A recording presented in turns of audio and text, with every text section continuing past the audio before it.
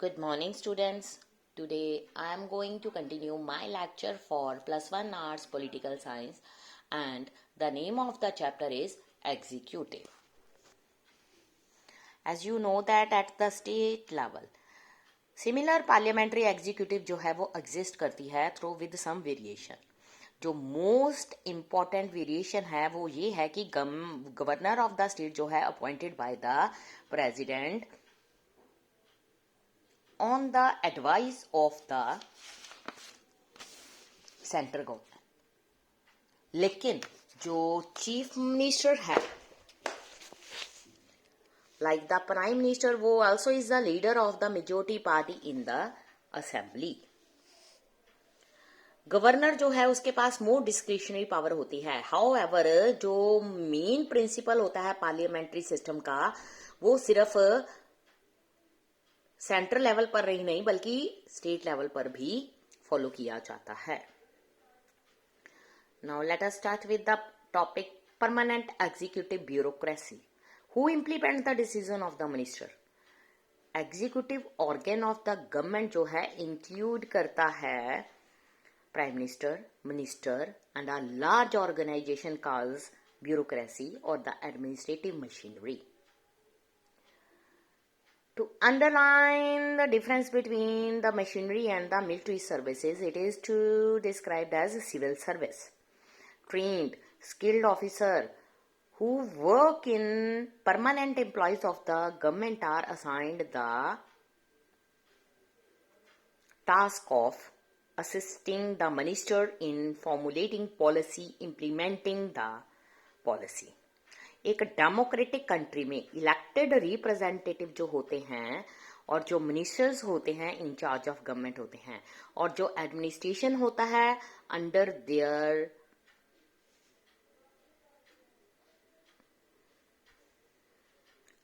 There मतलब control and supervision.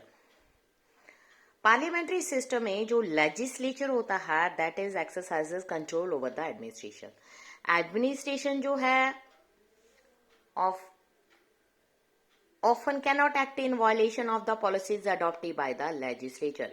So it is the responsibility of the minister to retain political control over the administration. India ने establish किया professional administration machinery, लेकिन at the same time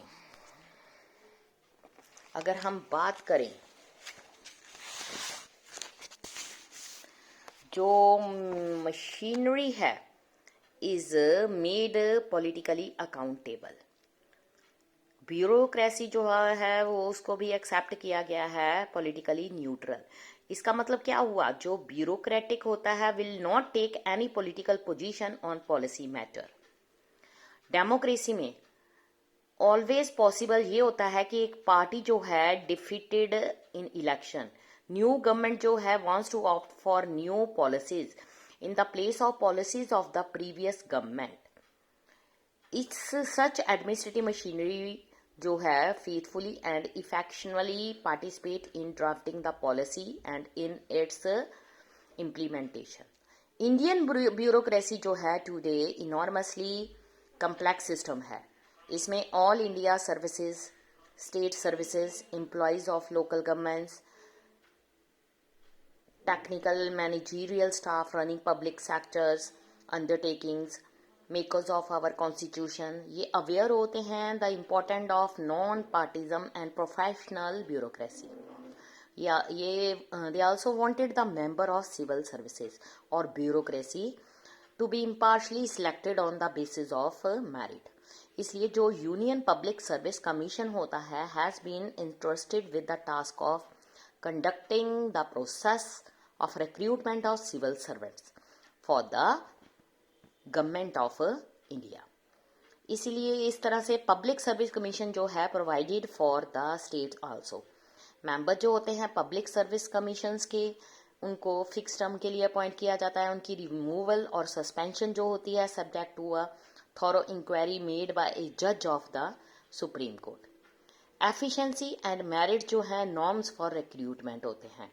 constitution ये भी ensure करता है कि जितने भी सेक्शंस होते हैं सोसाइटी के, इंक्लूडिंग द वीकर सेक्शन, उनको भी अपॉर्चुनिटी मिले to the part of public bureaucracy. इस पर्पस के लिए कॉन्स्टिट्यूशन ने रिजर्वेशन ऑफ जॉब्स जो हैं दलित एंड आदिवासी के लिए रिजर्व रखी हैं। सब्सिक्वेंटली रिजर्वेशन जो है provided for women and other backward classes.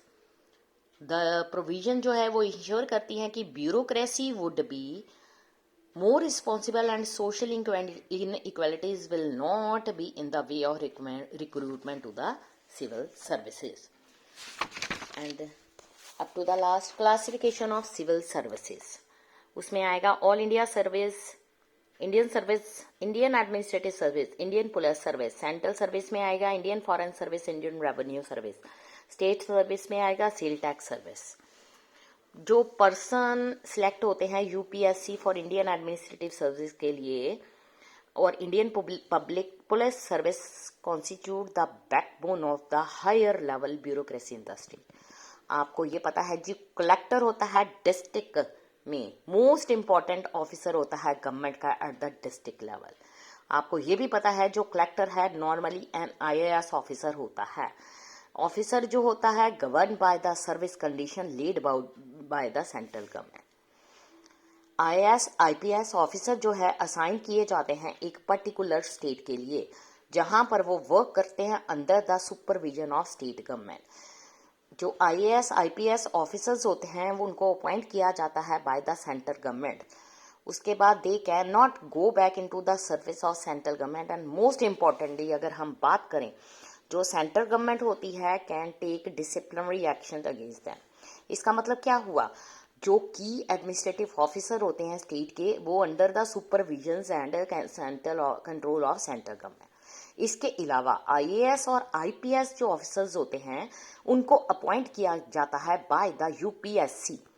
Administration of state जो है looked after by officers appointed through the State Public Service Commission, as we shall study later in the chapter on federalism. जो feature है bureaucracy का वो strengthen करता है control of central government over the administration of the state. इसलिए जो bureaucracy है वो एक ऐसा इंस्ट्रूमेंट है जिसके थ्रू वेलफेयर पॉलिसीज जो गवर्नमेंट है वो लोगों तक पहुंचती है। But most often it is powerful जो है that people are afraid of approaching a government officer. It is common experience of the people. जो bureaucracy है is the insensitive to the demands, expectations of the ordinary citizens. Only if the democratically elected government controls करती है bureaucracy को कुछ problems जो होती हैं can be effectively handled. On the other hand, too much political influence जो है वो ब्यूरोक्रेसी में टर्न हो जाता है into an instrument in the hands of politician। दो, जो कॉन्स्टिट्यूशन है उसने क्रिएट किया है independent machinery for recruitment of many people think there is no provision for protecting the civil services from political interference in the performance of their duties. So ये भी feel किया गया है कि enough provisions are not there to ensure the accountability of bureaucracy to the citizen. इसलिए जो expectations होती हैं मेजर्स होते हैं like the right to information may make the bureaucracy a little more responsive and accountable. So ये executive का chapter हमारा यहीं पे फिनिश होता है। नेक्स्ट हम नया चैप्टर स्टडी करेंगे। Thank you students.